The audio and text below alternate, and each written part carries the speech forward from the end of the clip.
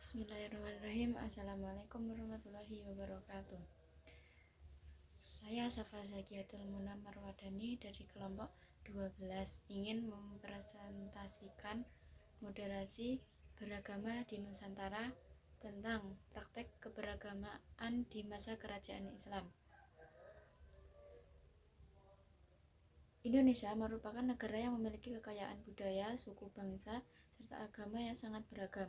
Keberagaman tersebut menjadi aset penting bagi bangsa, namun di sisi lain kerap memunculkan potensi gesekan dan konflik sosial. Oleh karena itu, moderasi dalam kehidupan beragama dan berbangsa menjadi hal yang sangat diperlukan demi menjaga keharmonisan dan kesatuan masyarakat. Wali Songo sebagai tokoh sentral dalam sejarah penyebaran Islam di Nusantara memiliki cara dakwah yang khas serta sesuai dengan konteks masyarakat. Melalui pendekatan berbasis budaya, mereka menunjukkan bahwa nilai-nilai Islam dapat sejalan dengan tradisi lokal.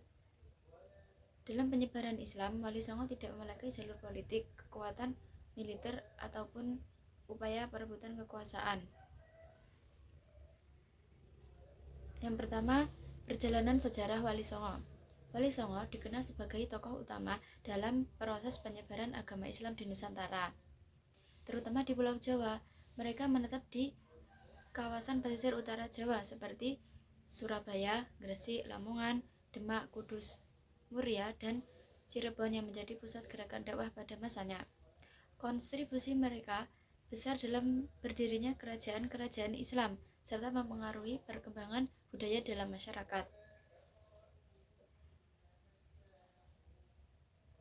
Mereka dipandang sebagai tokoh perintis dalam penyebaran agama Islam di Indonesia dan disebut telah mencapai tingkat spiritual tinggi sebagai seorang wali, yaitu seseorang yang mampu mengendalikan hawa nafsu serta sifat kemanusiaan.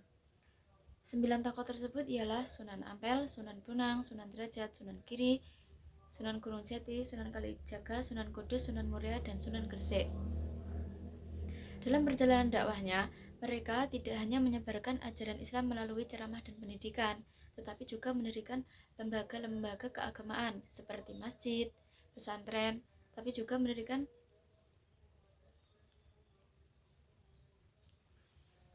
melalui pendekatan yang lembut dan penuh toleransi. Wali Songo berhasil mengislamkan masyarakat Jawa dan memperkenalkan nilai-nilai Islam yang ramah serta menghargai budaya lokal. 2. Peranan penting Wali Songo dalam moderasi beragama. Kontribusi Wali Songo dalam membangun moderasi beragama di Indonesia memiliki kedudukan yang sangat besar dan tidak dapat dipisahkan dari sejarah keberagaman di negeri ini. Sebagai tokoh penyebar Islam di Nusantara, mereka tidak hanya mengenalkan ajaran Islam, tetapi turut menanamkan nilai toleransi serta hidup rukun antar umat beragama. Mereka tidak hanya menyebarkan ajaran Islam secara luas, tetapi juga mempraktikkan ajaran tersebut dengan pendekatan yang moderat, toleran, dan inklusif. Beberapa peran penting mereka dalam moderasi beragama antara lain: 1. Menyatukan tradisi lokal dengan ajaran Islam. Salah satu kunci keberhasilan di Wali Songo adalah kemampuan mereka untuk memadukan tradisi lokal dengan ajaran Islam. Mereka tidak mencoba menghapus budaya lokal, tetapi malah mencari titik temu antara kepercayaan tradisional dan Islam, sehingga memudahkan masyarakat untuk menerima agama baru. Yang kedua, pendekatan dialog dan persuasif. Wali Songo dikenal karena menggunakan pendekatan dialog dan persuasif dalam menyebarkan ajaran Islam. Mereka lebih memilih untuk berdiskusi dan berdialog dengan para pemimpin lokal dan masyarakat daripada menggunakan kekerasan atau tekanan untuk memaksakan keyakinan mereka. Dan yang ketiga, memberikan teladan kehidupan yang moderat. Wali Songo tidak hanya memberikan ajaran Islam dalam bentuk kata-kata, tapi juga mempraktikkan ajaran tersebut dalam kehidupan sehari-hari. Mereka hidup secara sederhana, bertoleransi dengan keyakinan yang berbeda, dan menghormati budaya setempat. Sikap moderat mereka menjadi teladan bagi masyarakat dalam menjalani kehidupan beragama. 4. Memperkuat institusi pendidikan Islam. Wali Songo mendirikan berbagai institusi pendidikan Islam seperti pesantren dan madrasah. Melalui institusi ini, mereka tidak hanya menyebarkan ajaran Islam, tetapi juga mengajarkan nilai-nilai toleransi, keadilan, dan persaudaraan kepada para santri. 5. Menyebarkan kesadaran pluralisme dan toleransi. Melalui ajaran dan praktek mereka, Wali Songo menyebarkan kesadaran akan pentingnya pluralisme dan toleransi dalam masyarakat. Mereka mengajarkan bahwa Islam bukanlah agama yang eksklusif, tetapi agama yang menghormati dan mengakui keberagaman manusia. Wali Songo menggunakan berbagai sarana dalam menyebarkan dakwah Islam, salah satunya melalui pendirian dan pengelolaan pesantren sebagai pusat pendidikan agama. Selain itu, mereka juga memanfaatkan kesenian tradisional seperti menunjukkan wayang sebagai media dakwah dengan memasukkan nilai-nilai Islam ke dalamnya. Upaya tersebut menjadi dasar penting bagi perkembangannya Islam yang moderat di Indonesia serta meninggalkan jejak toleransi dan perdamaian yang masih terlihat hingga masa kini. Peran Wali Songo dalam membangun konsep moderasi beragama tampak jelas dari kemampuan mereka menggabungkan ajaran Islam dengan budaya lokal.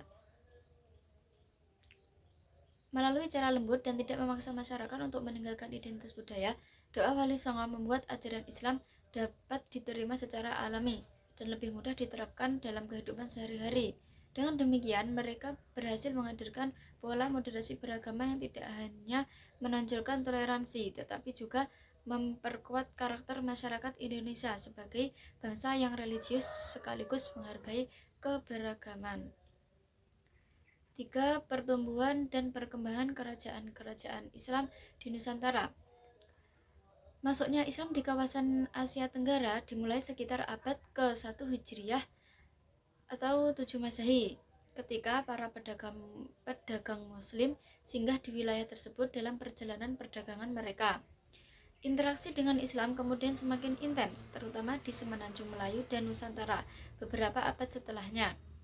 Aktivitas pelayaran dan perdagangan di kawasan ini memberikan bukti sejarah mengenai peran bangsa Arab, Persia, dan Gujarat dalam memperkenalkan Islam melalui kontak dagang dan interaksi sosial dengan masyarakat lokal. Kontak awal ini setidaknya telah memperlihatkan tata cara ibadah dalam Islam kepada penduduk setempat. Dari proses ini kemudian muncul kerajaan-kerajaan Islam pertama di Nusantara yang memberikan kontribusi besar dalam perkembangan ilmu pengetahuan dan budaya Islam di Indonesia, seperti Samudra Pasifik, Demak, Banten, dan Mataram. Namun dalam pembahasan esai ini, di sini saya akan membahas tentang Kerajaan Samudra Pasai dan Kerajaan Demak. Yang pertama, Kerajaan Samudra Pasai. Samudra Pasai dikenal sebagai pusat pendidikan dan penyebaran Islam mazhab Syafi'i, serta memiliki hubungan diplomatik dengan negara-negara lain.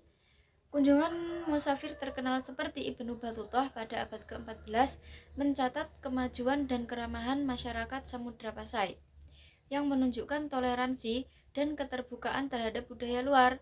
Namun, kerajaan ini akhirnya mengalami kemunduran akibat konflik internal dan serangan eksternal, terutama dari Portugis dan Kesultanan Aceh, hingga akhirnya wilayah dianeksasi oleh Aceh pada tahun 1524. Ketika mempelajari sejarah Kerajaan Samudra Pasai, saya mendapatkan pemahaman baru mengenai betapa besar peran kerajaan ini dalam proses masuk dan berkembangnya Islam di Nusantara. Awalnya, saya hanya mengetahui bahwa penyebaran Islam terjadi melalui perdagangan. Namun setelah membaca sejarahnya, saya menyadari bahwa kerajaan-kerajaan seperti Samudra Pasai merupakan pusat penting dalam dakwah, pendidikan agama, serta hubungan diplomatik dengan berbagai bangsa.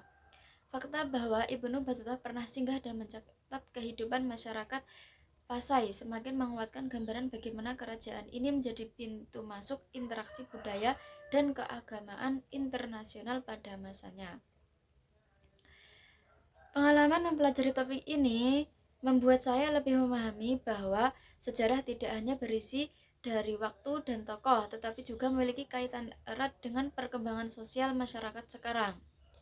Dari kisah Samudra Pasai, saya memperoleh gambaran bahwa penyebaran Islam berjalan secara damai melalui perdagangan, hubungan budaya, dan sikap terbuka masyarakat pesisir.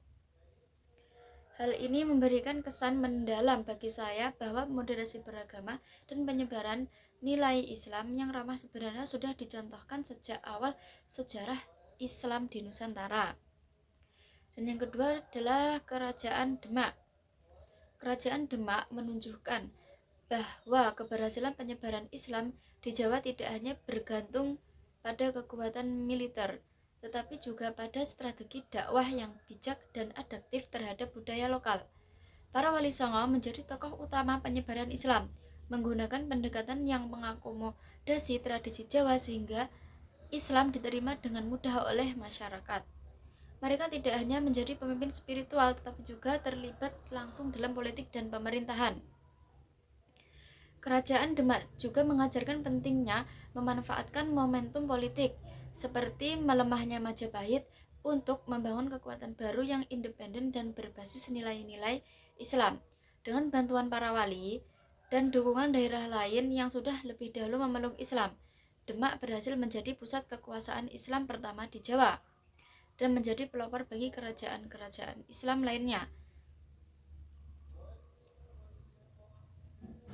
Semangat juang dan kegigihan para raja Demak dalam mempertahankan dan menyebarkan Islam memberikan pelajaran bahwa keberhasilan suatu bangsa ditentukan oleh kerjasama antara pemimpin, ulama, dan rakyat. Pengalaman yang dapat diambil dari Kerajaan Demak yaitu menunjukkan bahwa dakwah yang bijaksana, integrasi budaya, serta kerjasama antara ulama dan penguasa dapat menciptakan masyarakat yang harmonis dan maju. Selain itu, momentum politik harus dimanfaatkan dengan strategi yang matang untuk membangun kekuatan baru yang kokoh dan berkelanjutan. Secara keseluruhan, Kerajaan Demak memiliki kontribusi besar dalam perkembangan Islam di Jawa dan dikenal sebagai kerajaan Islam pertama yang berpengaruh di Pulau Jawa. Dan yang terakhir adalah kesimpulan. Kesimpulannya, secara garis besar, Wali Songo adalah sebutan bagi para tokoh sufi dan ulama Jawa yang memiliki kontribusi besar dalam proses penyebaran Islam di Indonesia, khususnya pada abad ke-15 hingga ke-16 Masehi. Mereka dipandang sebagai pemimpin dari kelompok para mubalik yang bertugas menyebarkan ajaran Islam ke berbagai wilayah di Jawa yang saat itu masih belum mengenal Islam. Sebagai ikon dakwah Islam di Nusantara, Wali Songo dikenal menetap dan berdakwah di kawasan pesisir utara Jawa seperti Surabaya, Gresik, Lamongan, Demak, Kudus, Muria, dan Cirebon. Peran mereka sangat berpengaruh dalam perkembangan kerajaan-kerajaan Islam, serta dalam pembentukan budaya masyarakat lokal. Terdapat 9 tokoh yang tergolong sebagai Wali Songo dan mereka dikenal karena kiprahnya dalam proses Islamisasi masyarakat Jawa pada abad ke-14 hingga ke-15. Selain membawa ajaran Islam, Wali Songo juga mengajarkan nilai toleransi serta mendorong terciptanya kehidupan sosial yang harmonis antar umat beragama di Nusantara. Mungkin cukup sekian dari saya. Assalamualaikum warahmatullahi wabarakatuh.